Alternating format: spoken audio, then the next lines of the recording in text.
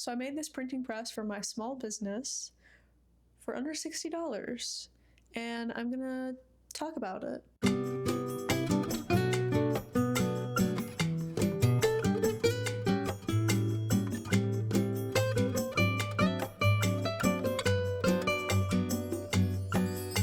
I just wanted to hop on here before we get into the video and say thank you so much to everybody for their love and support and all your wonderful, amazing comments on my previous video. It has been so inspiring and super motivating to keep going. So thank you all so much for that. And let's just get into the rest of the video. If you didn't see my last video, I submitted my application to register my LLC for my small art business, and it got accepted. So now I am officially a small business owner. One of the first things I wanted to do was get a printing press because I plan to mostly sell my lino cut prints.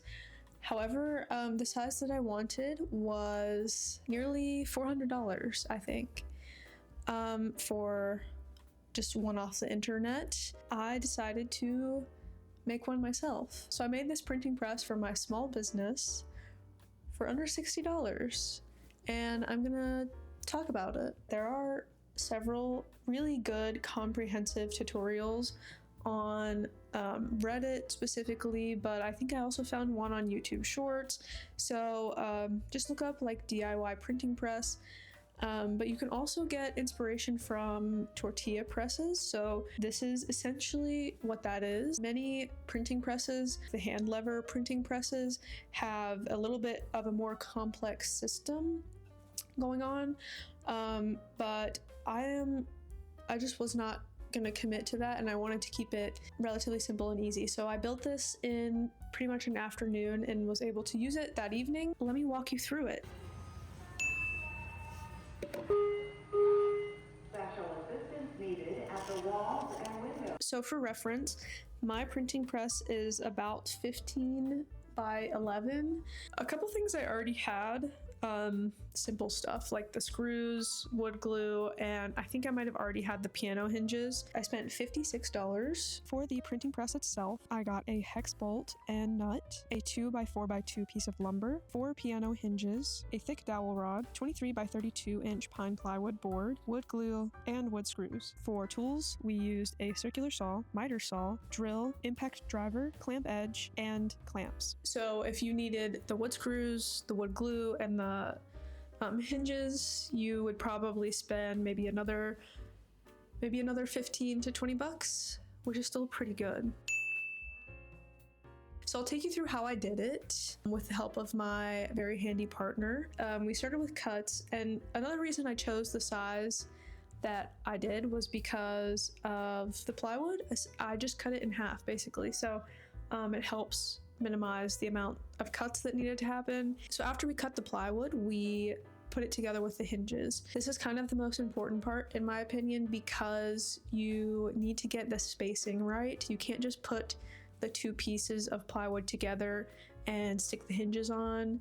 You need to leave a little bit of space. So it's going to be a little bit of testing. It's not going to be ready to go right off the bat unless you're really lucky. And then from there, after we put the plywood together, it was mostly improvising. We didn't really know where we wanted to put the 2x4. A lot of builds you'll see put it all the way over here, and some of them even put it closer to this side. We opted for a good in the middle. Do I think this is the best location? I'm not really sure.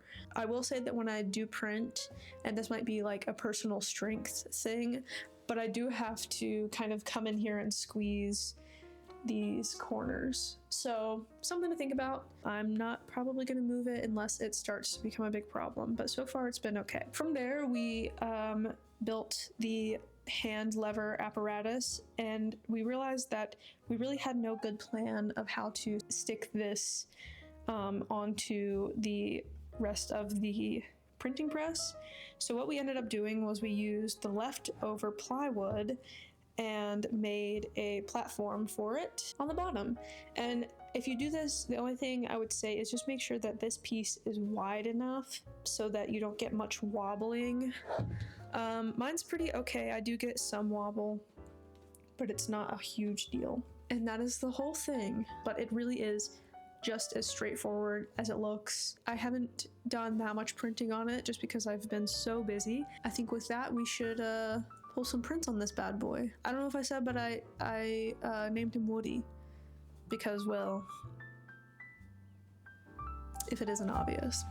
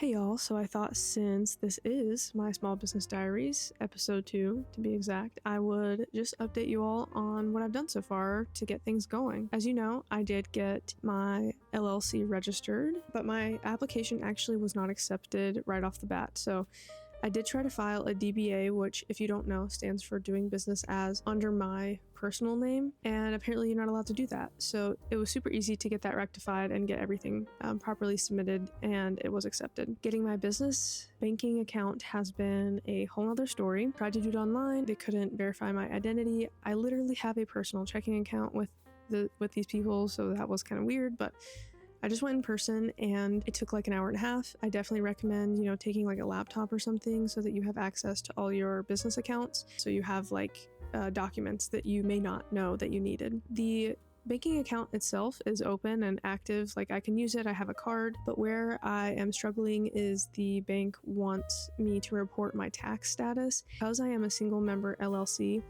my tax status is not as a regular LLC, to my understanding, okay? I am not a business expert, and this is definitely not legal advice, but if you know any differently, definitely let me know. The banker I'm working with will not accept that I am not taxed as an LLC, because if you are taxed as an LLC, then you have to choose if you're S Corp, C Corp, or P Corp. To my knowledge, I am taxed as a single person because I'm a single member LLC. And I understand that the banker is not a business expert, so I'm also learning, and I think that they just don't trust me in this, so it's been really hard to get this paperwork properly filed because it's been kind of stressful, and that was the first time so far that I felt like, maybe I'm not built for this life. I know it doesn't seem like a lot, but it has felt like a lot, and I'm doing what I can with having a full-time job and a part-time job, so we're getting there, and I am ready for the fun stuff to start happening.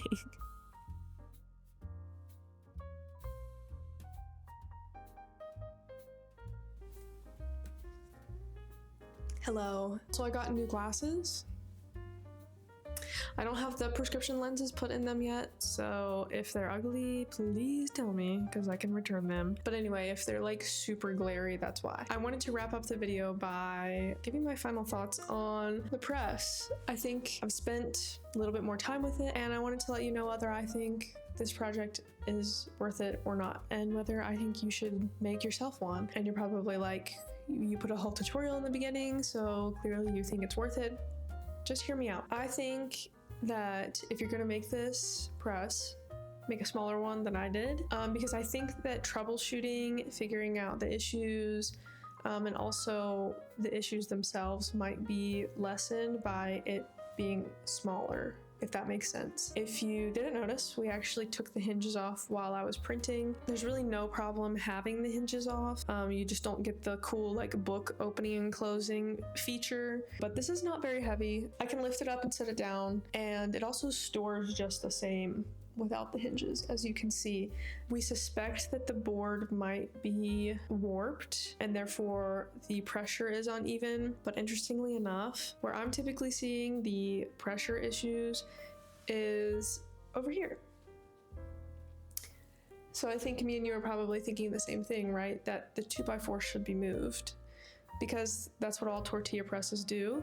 They have the pressure point over here, like away from the hinges, and so kind of like, they probably do that for a reason. So I think that if I have time this weekend, we will switch it up, test it out, and if there are any major developments, I will update you guys. A couple other options that you could look into instead of building your own. You could just get a tortilla press and try it out. You can get one for about the same price as this costs to make, but it will be smaller and it will be round. More often than not. I think they do make rectangle or square ones. A lot of people recommend a cold press laminator. Actually, I couldn't find one in my price range, so hence why I made this, but also potentially harder to work with. So I've never tried it though. If you have any tips regarding this bad boy, definitely let me know.